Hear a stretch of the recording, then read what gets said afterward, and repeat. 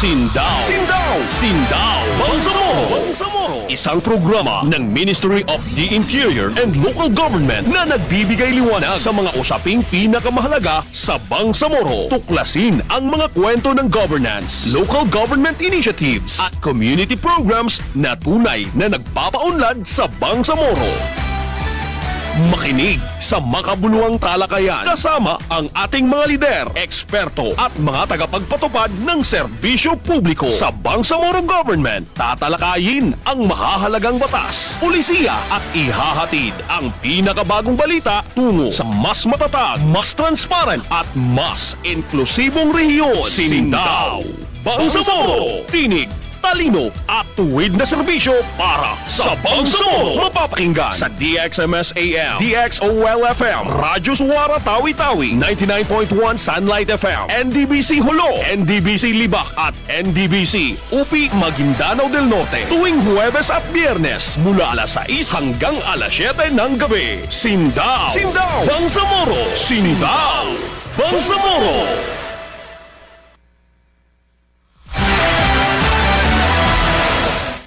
Isang magandang gabi, Bangsamoro. Araw ho tayo ngayon ng Huwebes, March 27, 2026. Ako si Irene Fernandez Gonzalez at ito ang Sindaw Bangsamoro. Alamin ang mga balita, alamin ang mga programang ipinapatupad, bawat kaganapan. Dapat may alam ka, Bangsamoro. Ito ang Balitang Sindaw! Serbisyong digital hatid ng MILG sa mga barangay ng Lamitan City. Patuloy na inilalapit ng Ministry of the Interior and Local Government sa Bangsamoro Autonomous Region in Muslim Mindanao ang mga serbisyo ng pamahalaan sa mga komunidad sa pamamagitan ng digital innovation. Kasunod ng isinagawang 2 araw na citizen advocacy campaign ng MILG Basilan Provincial Field Office noong March 24 hanggang March 25, 2026. Nakatuon ang aktibidad sa pagpapakilala at pagpapalaganap ng Digital Bangsamoro Web Portal, isang mahalagang plataporma na layunin ng BARM na maisulong ang digitalization at mas mapadaling paghahatid ng serbisyo publiko. Pinangunahan ito ni Provincial Director Radia Ahmad, katuwang si Mitzian Mendoza mula sa United Nations Development Program o UNDP.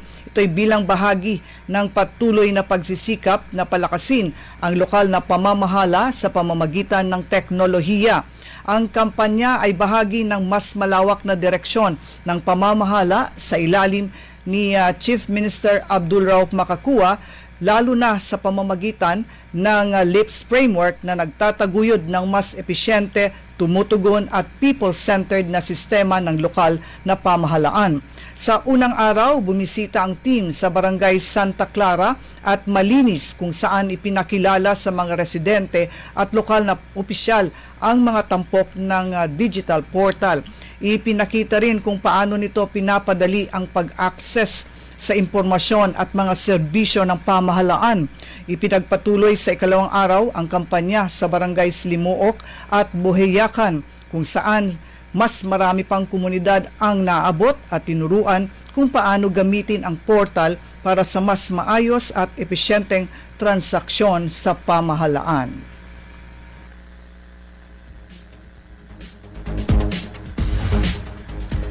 MILG Basilan pinatatag ang kakayahan ng mga barangay sa paggawa ng mga lokal na batas.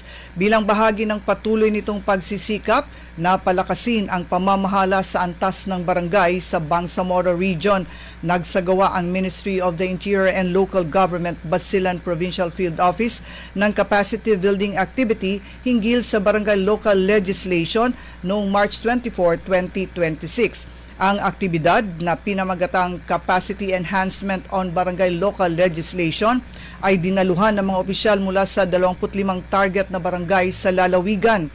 Kabilang sa mga kalahok ang mga punong barangay, miyembro ng sangguniang barangay at mga kalihim na may mahalagang papel sa pagbalangkas at pagpapatupad ng mga lokal na patakaran. Sa pangunguna ni Provincial Director Radia Ahmad, nakatuon ang programa sa pagbibigay ng sapat na kaalaman at praktikal na kasanayan sa mga opisyal ng barangay upang mapahusay ang kalidad ng kanilang mga lokal na batas. Sa kanyang mensahe, binigyang diin ni Director Ahmad ang kahalagahan ng tuloy-tuloy na technical support upang matulungan ang mga lokal na pamahalaan na maging mas tumutugon sa pangangailangan ng komunidad at masunod ang umiiral na mga batas at alituntunin. Isinagawa ang serye ng mga technical na session ng mga MLGOO ng MILG. Ito'y upang gabayan ang mga kalahok sa mahalagang aspeto ng paggawa ng batas sa barangay. Tinalakay dito ang proseso ng lehislasyon, wastong pagbalangkas ng mga ordinansa at resolusyon at pagbuo ng internal rules of procedure. Pinangunahan ni CLGOO Indira Patria Jawaini ang talakayan hinggil sa parliamentary procedure at wastong asal sa mga sesyon na nagbibigay diin sa kaayusan at profesionalismo sa pamamahala. Nagtapos ang aktibidad sa pamamagitan ng mock legislative sessions kung saan naipamalas ng mga kalahok ang kanilang natutunan sa praktikal na paraan. Sa ilalim ng pamumuno ni Chief Minister Abdul Rauf Makakua na siya ring kasalukuyang MILG Minister, patuloy na isinusulong ang pagpapalakas ng lokal na pamamahala bilang bahagi ng pangkahalatang agenda sa pag-unlad ng BAR. Sa pamamagitan ng ganitong mga inisyatiba, patuloy na sinusuportahan ng MILG Basilan ang pagbuo ng mga patakarang tumutugon sa pangangailangan ng komunidad at ang paghahatid ng mas maayos na serbisyo para sa mamamayang Bangsamoro. Balita! Balita! Balitang Sindaw! MILG at partners nagkaloob ng ikalawang tranche ng tulong pangkabuhayan sa Basilan. Ipinakita ng Ministry of the Interior and Local Government, Marawi City Field Office, ang patuloy nitong suporta sa pagpapalakas ng sistemang pangkatarungan sa barangay sa pamamagitan ng pag-alay o pag-alalay sa mga kalahok mula sa Lanao del Sur sa isinagawang Lupong Tagapamayapa Incentives Awards Regional Awards Committee Table Assessment. Isa sa mga tampok na kalahok ang Barangay Raya Madaya 1 ng Marawi City sa pangunguna ni Barangay Chairwoman Honorable Amna Barambangan. Kasama niya ang Barangay Secretary at mga miyembro ng Lupong Tagapamayapa sa pagbabahagi ng kanilang mga programa at pinakamahusay na gawain sa paglutas ng mga alitan sa komunidad. Ipinakita sa presentasyon kung paano isinasagawa ng barangay ang mga pratikal at madaling lapitang pamamaraan sa pagresolba ng sigalot, kabilang ang maagap na pamamagitan, maayos na dokumentasyon at aktibong pakikilahok ng mga lokal na lider. Pinatutunayan nito ang mahalagang papel ng katarungang pambarangay sa pagpapanatili ng kaayusan at kapayapaan sa komunidad. Dumalo rin sa aktibidad si MILG Marawi City Director Alibiaer Pangandaman upang magbigay ng gabay at tiyakin ang buong suporta ng ministry sa mga kalahok na barangay. Balita! Balita! Balitang Sindaw!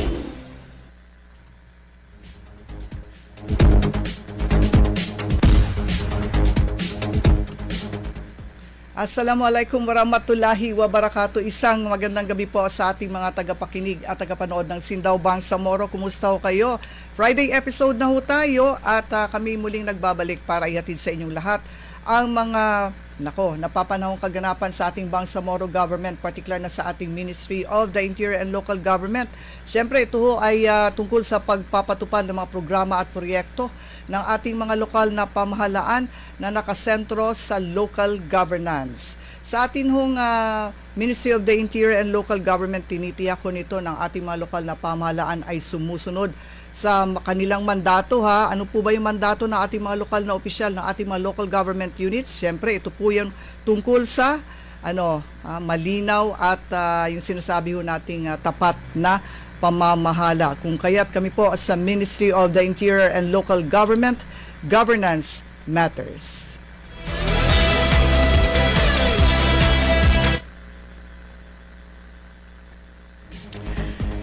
Ayan, tuloy-tuloy ho tayo sa ating programa ngayong gabi at ako, nandito na yung ating bisita pero later part pa ho tayo dahil gusto nating batiin muna yung mga nakikinig sa atin at nanonood sa via live streaming no sa DXM SAM at DXOL FM Cotabato at sabay din ho tayong napapakinggan, napapanood via live streaming sa Radyo Suara Tawi-Tawi 99.1 Sunlight FM, NDBC Holo, NDBC Lebak at NDBC UPI sa Maguindanao del Norte. Balita! Balita! Balitang Sindaw! Oras na para alamin ang mga programa at inisyatiba ng pamahalaang pangrehiyon ng Bangsamoro Autonomous Region in Muslim Mindanao. Ito ang Sindaw Bangsamoro. Hatid sa inyo ng Ministry of the Interior and Local Government BARM para sa mas matatag na Bangsamoro. Ayan, sa ating mga balita kanina, no, ang ganda ho nung ating segue ngayong gabi. Sa ating nung Thursday episode, kung kayo po ay nakamonitor sa ating kagabi, tinalakay ho natin sa ating hatid kaalaman yung conflict of laws na nakapaloob sa Article 9 ng Implementing Rules and Regulations na ating Bangsamoro Local Governance Code. Dito ho, binigyang diin na mahalagang maintindihan o maunawaan ho nating lahat. Ang hirap magtagalog, ano po. Ayan, ng mga lokal na opisyal at ng ating mga mamamayan kung paano resolbahin kapag nagbanggaan ho o nagtatagpo at minsan salungatan ng iba't ibang antas ng batas sa pagitan ng regional laws at yung ating mga ordinansa ng mga lokal na pamahalaan. Ayon pa nga kay BLGA Director at Sharing BARM Ready Head Muhammad Farsi Bombet Abutasil na yung regional laws ang nagpiprevail po over municipal or provincial and barangay ordinances. Aniya, mahalaga ang hierarchy ng hierarchy at kailangang ipatupad ito. Ngayong gabi po, sentro ng talakayan ang General Powers at Article 10 ng Local Government Code. Bangsamoro po Bangsamoro Local Government Code. Nakapaloob po dito kung sino ang may karapatan o kapangyarihan na magtatag, magsanib o mag-abolish po ng ating mga local government units. Marami ito, creation, conversion, division, merger, abolition ng LGUs. Bangsamoro Parliament specifically ang may powers nito. Certain cases may pwedeng sangguniang panlalawigan or panglungsod base sa ating Bangsamoro Local Government Code. So long as na-meet nila yung minimum requirement sa paggawa, pag-abolish, pag-merge ng isang LGU, wala namang po pwede. Ang manner at ang form nito is makikita natin sa ating BLGC IRR. So yung paano siya simulan. So far, may mga instances na gusto magkaroon ng division of LGUs. Like for example, yung sa Datodin Sinswat, saka yung sa Sultan Kudarat. Pero kailangan pa kasi ng ng plebisito na para matuloy. So may proseso ho talaga. Hindi yan basta-basta na ginusto ng parliament matuloy agad. Kailangan din dinggin yung mga boses ng mga naninirahan doon sa LGU na yun. Ayan, klarong-klaro po yung sinabi sa atin ni Director Bombet Abutasil. And sa huli po, ang kapangyarihan sa pagtatag o paglikha, pagsasanib o pag-abolish ng mga local government units ay hindi lamang nakasalalay sa mga batas at sanggunian, kundi sa boses o tinig ng ating mga mamamayan. Yan, tuloy lang ho tayo. Tuloy-tuloy ang talakayan para sa mas maunlad na Bangsamoro Autonomous Region dito sa Sindaw Bangsamoro.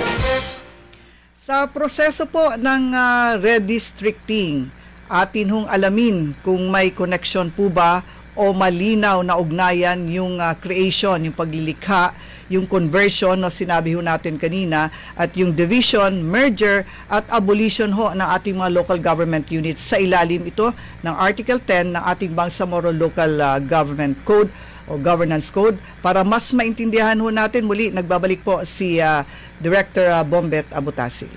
Iba naman kasi yung redistricting. Kasi yung sa redistricting is Hindi mo gina-divide yung territory. But you're just allocating voters based on population, ganun, plus kwan siya, parang political construct siya ba? Like for example, yung si Cotabato City is ICC. Pero si Dimple is congressman ni Cotabato City sa kanang Maguindanao del Norte. Supposed to be dapat, hindi. Pero kasi manner of allocating lang yan sa legislative district. Hindi. Dapat parliament lang yan nag-usap or congress lang nag-usap. Yes. Plebiscite ho ang kailangan nito. Mandatory po. Ayun, mandatory at sa proseso po ng redistricting, malinaw po na iba yung layunin nito kumpara po doon sa creation at conversion, division, merger at abolition po ng ating mga local government units sa ilalim ng ating Article 10 ng Bangsamoro Local Government Code o Local Governance Code. Ang redistricting ay isang political construct po na nakatuon sa pagbibigay ho ng tamang representasyon batay sa population, samantalang yung pagbabago po sa ating mga local government units ay nangangailangan ng plebisito as emphasized po kanina ni Director Bombet Abutasil. Tuloy-tuloy ang talakayan para sa mas maunlad na Bangsamoro Autonomous Region dito sa Sindao, Bangsamoro. Ayan, hanggang dyan lang ho yung ating hatid kaalaman patungkol po doon sa ating IRR no, ng Bangsamoro Local Governance Code. Dahil ngayong gabi ay papahingahin ho muna namin yung ating mga municipal local government operations officers po no, na nakatalaga sa ating mga lokal na pamahalaan sa buong rehiyon. Kagabi ay ating naimbitahan si Bay Shaima no, Ampatuan, ang MLGO ng parang Maguindanao del Norte, at narinig natin yung mga napakagandang accomplishments ng nasabing bayan at talagang pinupush yung sinasabi ho nating isang matatag na bayan at ang dami ding mga awards na na-receive na. At dito pinapakita kung paano kumikilos yung ating mga lokal na opisyal dyan sa bayan po ng parang sa Maguindanao del Norte. Dahil ngayong gabi, dumako na tayo sa ating ikalawang bahagi ng programa at palagi ho ano, yung ating introduction dito matutunghayan natin yung mga panayam sa ating mga lokal na opisyal mula sa rehiyon, sa iba't ibang mga ahensya natin o mga ministeryo po natin. Ano? So ngayong gabi, panauhin natin at kami ho ay nagpapasalamat na binigyan tayo ng nagkaroon ng positive na response yung imbitasyon natin sa pamamagitan nung isa sa mga staff po ng Bureau of Fire Protection sa Bangsamoro Autonomous Region in Muslim Mindanao. Dahil ngayong gabi kasama ho natin si Fire Inspector, correct me if I'm wrong with my pronunciation of your pangalan po, Fire Inspector Isakar, tama ba? Isakar Mait, Chief Community Relations Section ng Bureau of Fire Protection sa Bangsamoro Autonomous Region in Muslim Mindanao. Magandang gabi po sa iyo, sir. Magandang gabi din po, ma'am. At sa lahat ng tagapakinig ng programang ito, una sa lahat, binabati ko po kayo ng isang mapagpalang gabi sa lahat. At sa lahat ng mga tagapakinig natin sa buong rehiyon ng Bangsamoro Autonomous Region. Ayan, naku, hindi ko na-expect. Ang batang-bata pa po pala ni Police Inspector Isachar. Ang hirap. Isakar. Naku, dahil kasama natin siya, tatalakayin natin ang mga mahalagang usapin hinggil sa mga bagong programa sa pag-iwas sa sunog na ipatutupad ngayong taong ito. Marso na ho tayo at ang March ay itinalagang Fire Prevention Month no ng ating region, ng ating Bureau of Fire Protection. Siya yung nangunguna para diyan.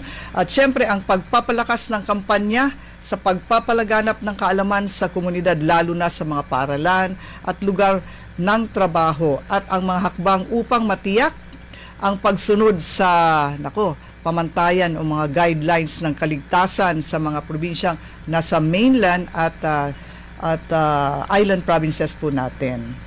So ito ho yung ating unang katanungan. Ready na po ba tayo? Yes, ma'am. Ayan. Go ahead, ma'am. No, relax lang po tayo.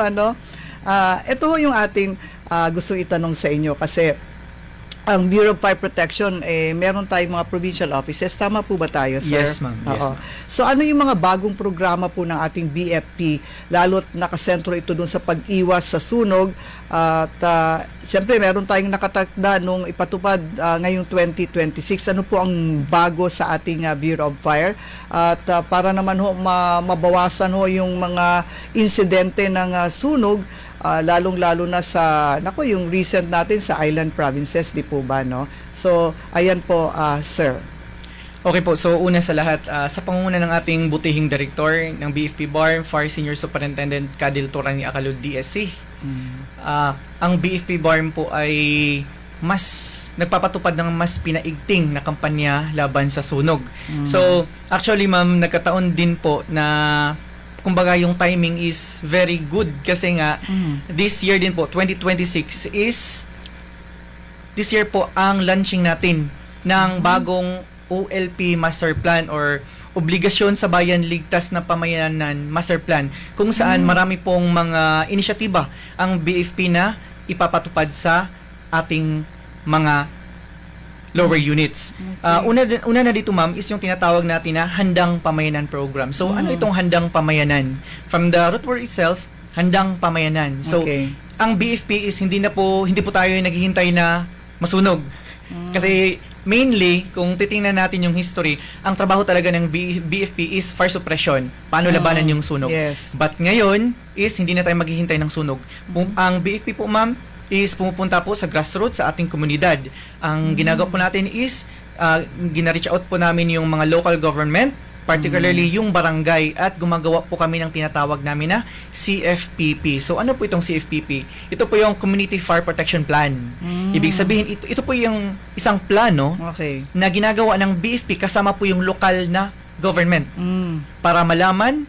Kasi magkakaroon po ng mapping. Ibig sabihin, pag Okay. tinatawag po nating mapping, tinitingnan po natin kung saang parte ng lugar na yon or ng barangay na yon prone yung sunog. Prone. Okay. Saan yung dikit-dikit ang mga bahay. Mhm. Tapos, tinitingnan din natin kung halimbawa magkasunog man, kasi hindi naman natin alam kung kailan or saan yung sunog, ano yung pwedeng or saan ang pwedeng magiging evacuation area po natin. Nice. Yan yung sa Handang Pamayanan Program, ma'am. And then, nagkakaroon din sa atin po din po namang mga establishments is nagkakaroon po tayo ng ERPB or Emergency Response Plan for Business. Kung may CFPP tayo sa ating mga barangay, sa ating mga komunidad, may ERPB din po tayo sa mga business establishments. Same lang din po.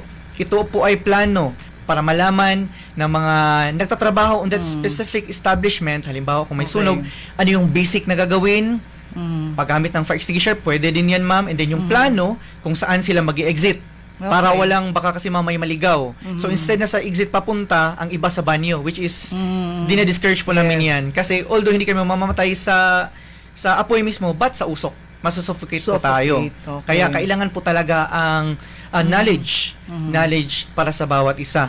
And then, sa mga schools din po ma'am, nabanggit niyo po kanina, dati, medyo parang naiiwanan yung mga schools natin years before, but ngayon sinasali na po natin sila.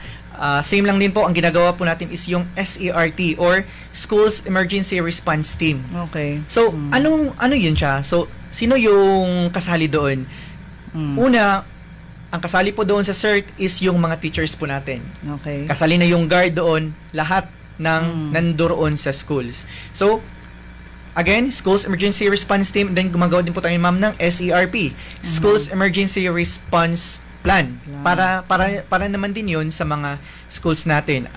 Halimbawa pag may sunog or other calamities, saan yung pwedeng magiging evacuation area natin, and then maturuan din po natin yung ating mga guro kung ano yung basic na gagawin kapag magkakaroon ng sunog. And then, ang pinaka-importante dito ma'am, is maturuan yung mga guro na paano properly i-guide yung kanilang mga students. Yan. Kasi yung mga students naman talaga, Yes, kasi sila yung pinaka-importante, no? Mag-guide yung Tama mga kayo. students na hindi mag-rattle, na i-guide sila kung saan ang dapat papunta sa safe area.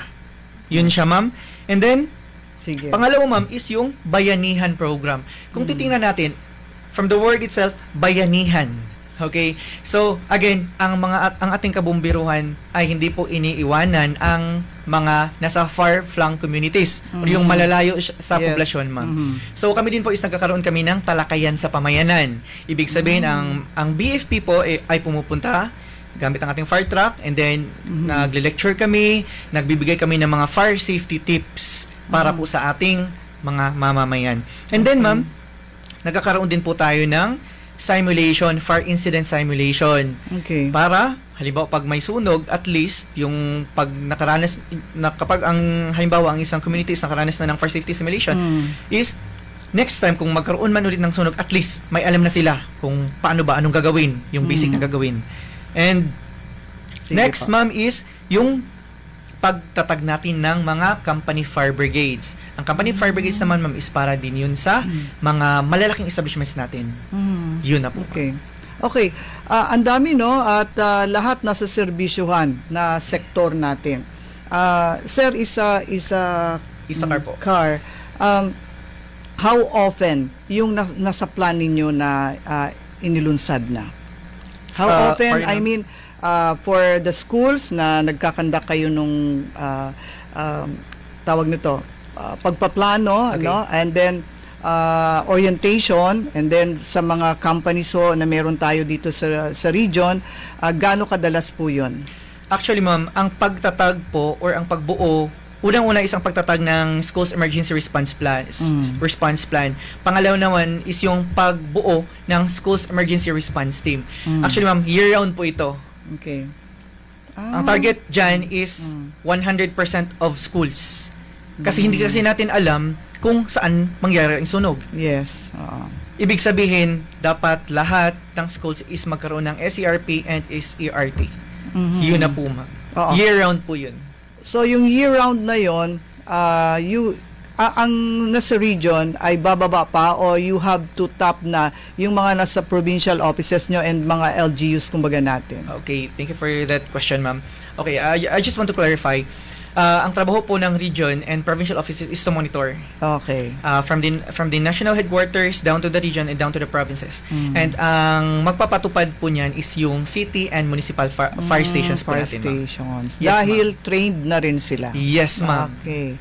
Nice po, at napakagandang napakinggan ho natin yan kay Sir Isakar, dahil itong ating imbitasyon sa kanila para mas magiging mapalawak natin yung paghatid ng impormasyon at matulungan din ang Bureau of Fire Protection sa mga ganitong mga promotional activities po nila.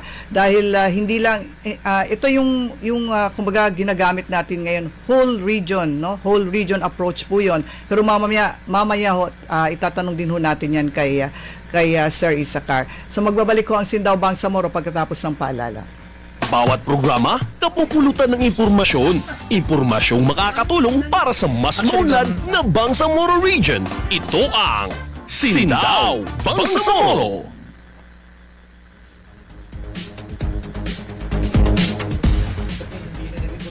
Okay. Sige, habang nagkakaroon tayo kanina ng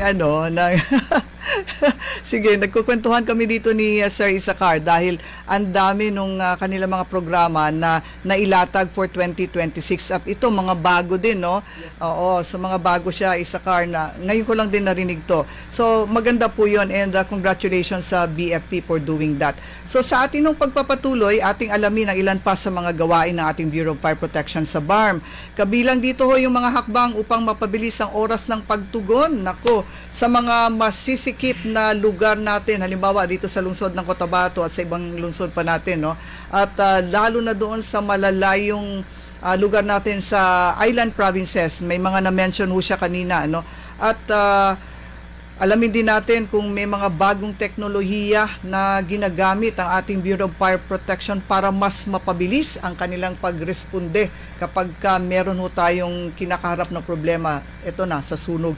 At hindi lang sa sunog, kundi gusto rin ho nating alamin ano pa yung other services na pwede pong maitulong ng ating Bureau of Fire Protection. Sige, paano mapapabilis yung ng BFP yung oras ng pagtugon? Gaano po ba tayo kabilis? Di ba kailan lang nagkaroon ng sunog sa area ng Tawi-Tawi ba tayo? Yes, Tama, no? Bungaw. Bungaw. Sa Bungaw. So sige po, Sir Isakar. Okay, so thank you again for that question kasi mas magandang maipaliwanag ito sa mamamayan para maintindihan nila, ma'am.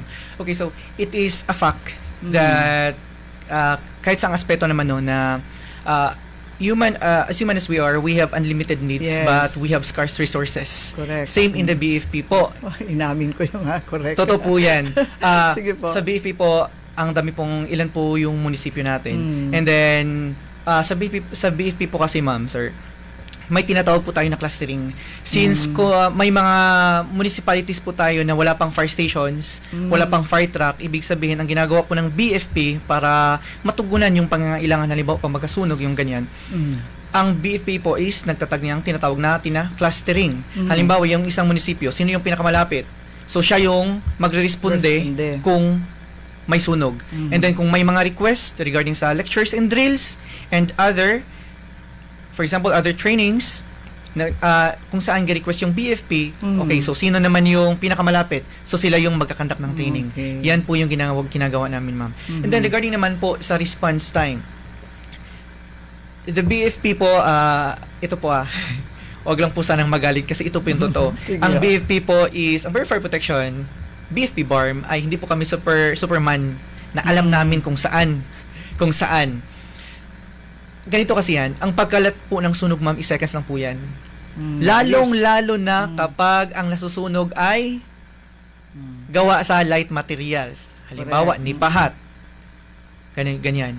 Seconds lang po yan. Ngayon, I highly encourage, or the BFP is highly encouraging everyone na kapag may sunog, wag muna po tayong mag-video.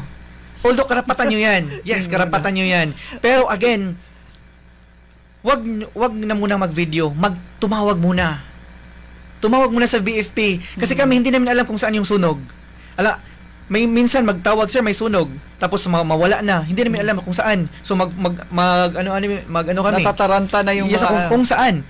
So ano kami. So ngayon, dapat talaga. Unang-una before mag-video, siguraduhin muna na natawagan yung BFP. Yun na yun. And then yung pangalawa naman, ma'am, particularly sa cities po natin, hindi naman natin maitatanggi na yung tinatawag natin na yung na squatter areas. Yeah. Yun talagang mahirap. I call this as a whole of nation approach. The BFP, the Bureau of Fire Protection alone cannot solve that problem. Kasi nga, halimbawa, pagdating namin doon, ang daming nakaparking. Supposed to be daanan, ang daming nakaparking. Tapos, napakasikip na ng daan. Makitid. The work or the job of the BFP is to suppress fires. To suppress. Hindi na namin makaya na yung pagpapatupad ng batas. What I am referring to is dapat kailangan din namin ng tulong from the local government units, ma'am, Yun. na maipatupad natin yung batas. Yes. Kasi halimbawa, pag wala namang nakaharang, mabilis kami makadaan. And then, kung pupunta naman tayo sa far-flung areas, ma'am, may mga areas din kasi po na hindi na maaabot ng fire trucks. Bakit? Walang daan. So, paano yun siya? Actually, ma'am, there are a lot of instances na nire-report sa amin, tapos sabihin, sir, nasunog yung bahay namin, ganito. Pero may picture, ma'am. Sir, nasunog yung bahay namin, ganito. Kahapon, sir. Hindi na kami tumawag, sir, kasi alam din namin na hindi na kayo makakarating kasi nga Nako. malayo. Walang daan. Accessible lang po siya sa motor, pero hindi makadaan yung fire truck. Okay. And yun na po. And I just want also to make it clear na ang Bureau of Fire Protection po is, again, kailangan po namin ng tulong ng bawat ahensya ng gobyerno. Kasi nga, hindi natin ito masusolve ng kami-kami lang. Lahat po tayo tulong-tulong. Yan na po. Actually, bilang karagdagan doon sa mga kaalaman na binahagi ni Sir Isakar sa atin ngayong gabi po na mula sa Bureau of Fire Protection, talagang nabanggit niya yung local government units natin. Malaki talaga ang papel o ang role ng ating mga LGUs when it comes to mga ganitong klaseng problema ho natin na na-encounter sa ating mga communities, lalo na sa ating mga barangay. So, napakaganda rin na ma-advocate din natin na merong mga ordinansa na so far wala pa naman akong narinig na mga ordinansa. Kung may na-experience kayo or even sa ating mga LGU siguro wala pa akong narinig, no. Pero maganda na may coordination sa Bureau of Fire Yes. Protection, Sir Isaacar, at magpasa ng mga ordinansa para ho yung ating mga barangays diyan medyo magkaroon tayo ng mga clearing ng ating mga kalsada ma'am. diyan, no? Opo. Kasi hindi naman ho natin maiwasan na merong nagtatayo ng bahay sa tabi na mismo ng kalsada o ng mga tindahan sa tabi na mismo ng kalsada. Ito totoong ano to, no? Ang realidad ito. Reality. So, ngayon, kapag ka nagkaroon ng sunog po, Sir Isaacar, nako, yun yung sinasabi nun, napakahirap dumaan yung ating mga fire trucks, no? So, yun, may dagdag ka po dyan. Yes, ma'am. Kasi from experience, ma'am, 2019, I was assigned as Fire Officer 1 po dito sa Cotabato City Fire Station. 2019 pa yon. And then, there was a time na nagkasunog. Then, sumama ako sa first run. Pagdating namin doon, ang daming nakaparking. So, paano kami makapasok? Pasok. So, lumalaki na yung sunog. And then, every apoy. seconds count. Naku. Again, wala akong sinisisi dito kasi nga, pass na yon. But, it is a learning experience for every one of us. Yes. Na kailangan po nating ipatupad yung simpleng, kasi ganito yun, ma'am, kahit yung simpleng ordinance is mag-create po yan ng malaking impact pag Exactly. ipapatupad po natin. Yun. At kailangan magising tayo sa katotohanan na naku, napakahirap ko kapag ka tayo ay nasunugan. Magbabalik ko kami ni Sir Isaacar pagkatapos ng paalala. Ating alamin ang mga programang ipinapatupad ng pamahalaang Bangsamoro para sa mamamayang Bangsamoro dito sa Sindaw Bangsamoro. Balik ho tayo sa ating programang Sindaw Bangsamoro sa harap ng patuloy na banta ng kalamidad. Nako, nakahanda po ang Bureau of Fire Protection na ipatupad yung mga special na pagsasanay sa pagsagip sa kanilang mga pagsagip sa mga nasunugan ba kaya o anything na kalamidad na na-encounter ho natin, no? At lalo na sa kanilang mga tauhan sa Bureau of Fire Protection, hindi ho maiwasan yan, no? So sa taong 2026, pag-usapan ho natin kung paano palalakasin ng BFP ang pakikipagtulungan, no, sa mga lokal na pamahalaan at volunteer groups sa panahon ng pagsagip, misyon sagip. Sige po, Sir Isaacar. Okay. Again, nasabi ko na kanina, Yes. ang pagtutulungan po yung susi talaga. We cannot solve this problem alone. Kailangan po natin na magtulong-tulong tayo. Okay, so paano natin para mas maganda yung reaction or yung reaction time ng BFP sa halimbawa mga sunog or other emergencies, ma'am, lalo na mga aksidente. Kasi nga ang BFP dati, first suppression lang kami. Pero ngayon, marami na po. Pag may disgrasya, nandun kami. Pag may calamities, nandun kami. Baka kasi mamatanong ng mga common people kung bakit may disgrasya, bakit nandyan yung mga bombero natin. Ang BFP po is trained po sa emergency medical services. And then, ma'am, pag may mga rescue missions naman, ma'am, ang BFP po ay may tinatawag na Special Rescue Force or SRF. Sila po ay trained in collapse structure search and rescue. Okay. Pag halimbawa, ma'am, kung nakita niyo sa mga news, pag may mga nahulog sa bangin, ang nandun po is yung BFP. Nire-retrieve po yung tao kasi nga po, well-trained po.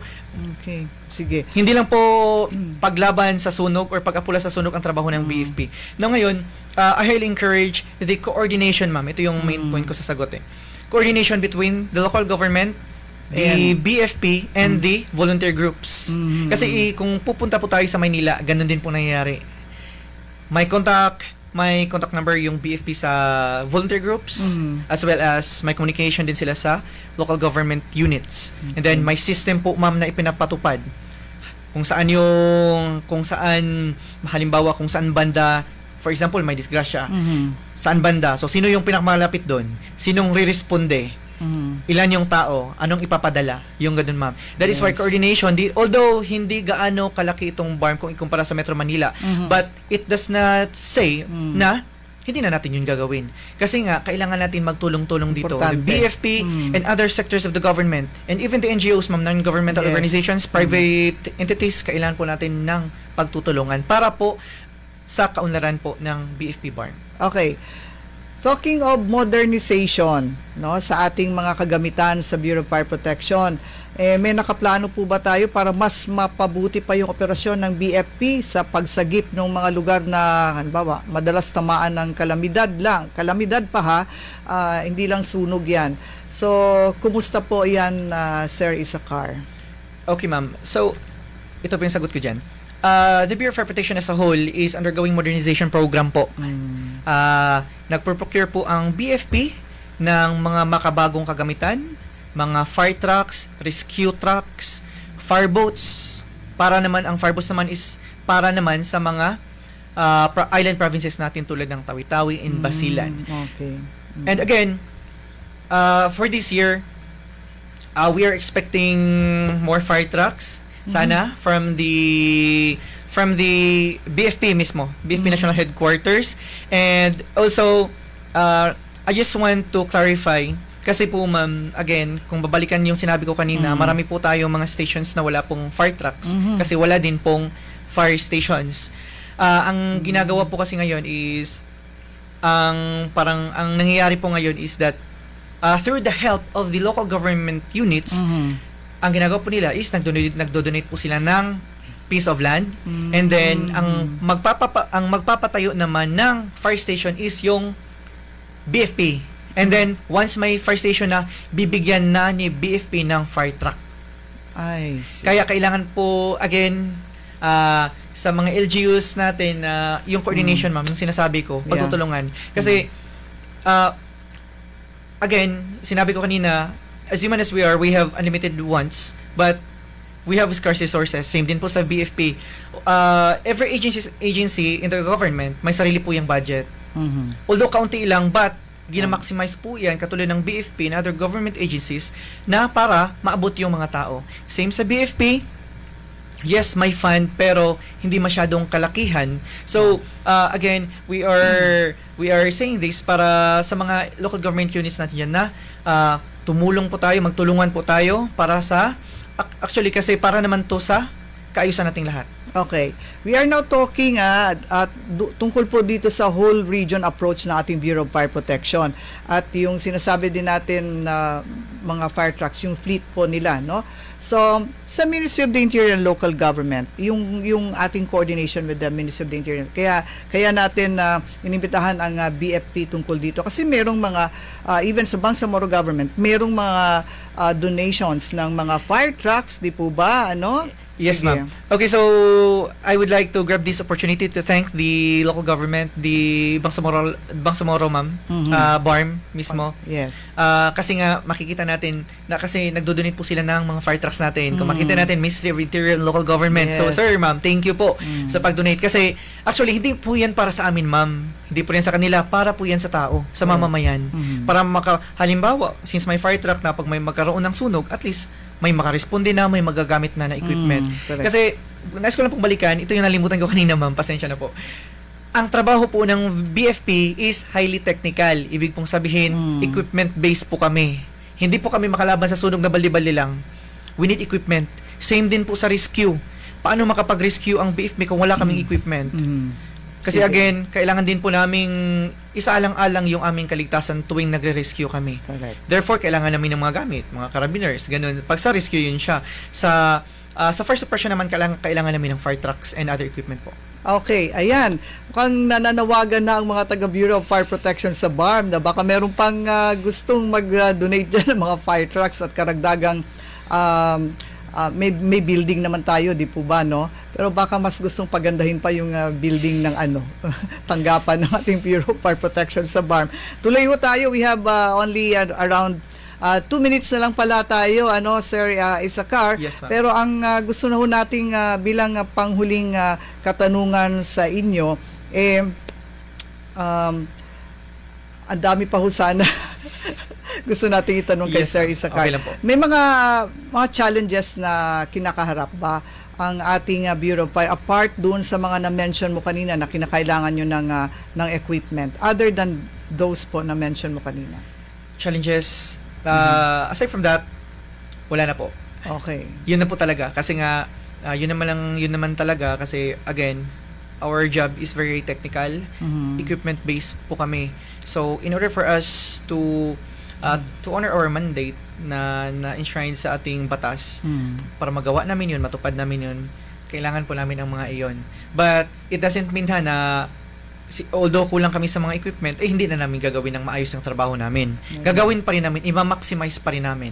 But we are very positive, we are hopeful na madagdagan yung mga equipment natin para naman yung mga ibang municipalities, lalo na sa mga far-flung areas and sa ating island provinces, lalo na Tawi-Tawi and Basilan, is maabot po natin at maibigay natin sa kanila ang programa ng gobyerno at may padama natin sa kanila na may gobyerno pala dito sa BARM. Ayun. At malayo no ang nararating ng ating programang Sindaw Bangsamoro, Sir Isakar.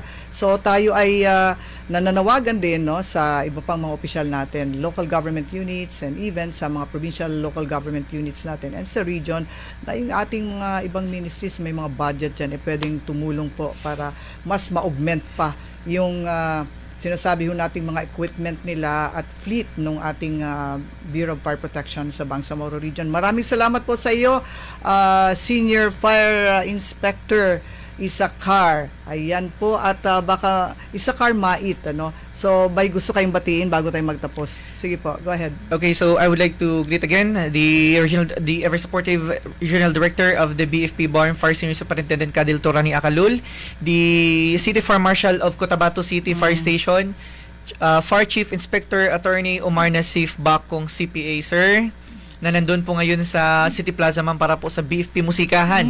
Okay. And sa atin pong Chief ng Fire Safety Enforcement Division ng BFP BARM, Fire Senior Inspector Attorney Maria Estrelita G. Lara, ma'am. Good evening, ma'am. And I would like to grab this opportunity, ma'am, na anyayahan yung mga mamamayan na nandito ngayon sa Cotabato City na pwede po kayong pumunta ngayon sa City Plaza at makilahok sa BFP Musikahan 2026. Free lang po. Punta na po kayo doon, ma'am. At anyayahan nyo rin ho yung mga taga Bureau of Fire Protection na parati ho tayong makinig at manood sa ating programang Sindaw Bangsamoro, Sir Isakar. Okay. To the men women of the Bureau of Fire Protection BARM, tangkilik, kaya suportahan po natin ang Sindaw Bangsamoro dito lang po sa DXMS Radio Bida. Ayun. NDXOL. And DXOL FM. Ayan. Maraming salamat po muli, Sir Isakar. Thank you. And hindi din, ho ma'am. ito ang huli in the future mag-imbita pa rin ho kami sa inyo. Yes, ma'am. It would be an honor po. Okay, thank you po. Thank you, At ma'am. yan ang kabuuan ng ating talakayan ngayong gabi mula po sa mga pagsasanay, pakikipagtulungan, modernisasyon ng kagamitan hanggang sa whole region approach ng Bureau of Fire Protection. I hope nagkaroon ho tayo ng idea kung paano kumikilos ang tanggapang ito sa ating Bangsamoro Autonomous Region in Muslim Mindanao. Para ho sa ating weather advisory o ulat panahon, syempre ang aming advice po ay silipin ho natin yung page ng Bangsamoro Ready at merong araw-araw po silang nakapaskil dyan, posted po na weather report natin. Pero mula po sa Sindaw Bangsamoro, mag-ingat ho tayo, lalo't pabago-bago ang klima ho natin, ano, mayat maya mainit, mayat maya naman biglang ulan. So ang daming nagkakasakit ngayon, ano. So ingat ho tayong lahat.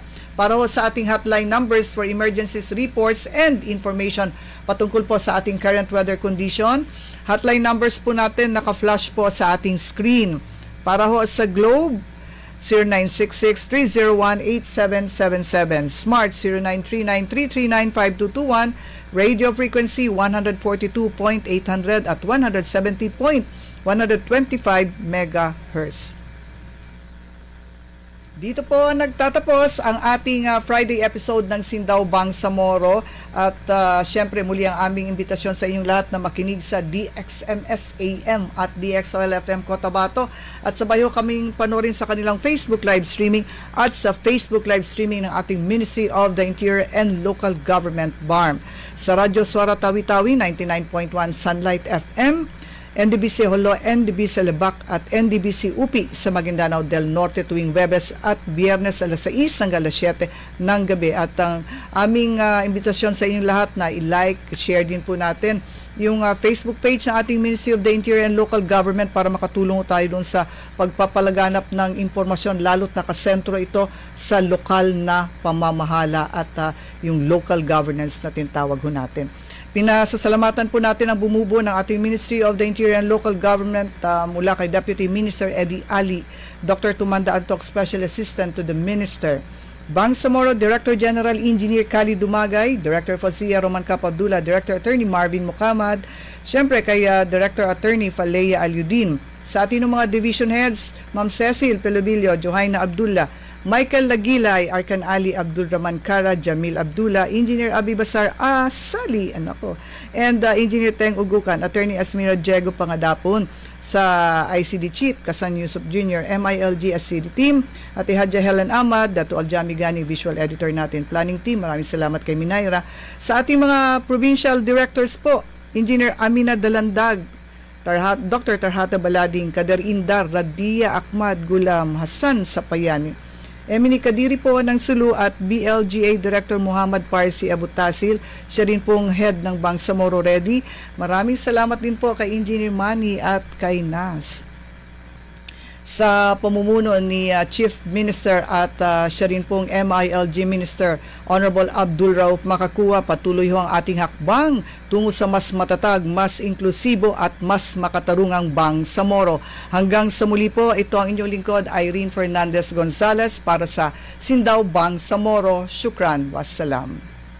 Sindaw! Sindaw! Sindaw! Bangsamoro! Isang programa ng Ministry of the Interior and Local Government na nagbibigay liwanag sa mga usaping pinakamahalaga sa Bangsamoro. Tuklasin ang mga kwento ng governance, local government initiatives at community programs na tunay na nagpapaunlad sa Bangsamoro.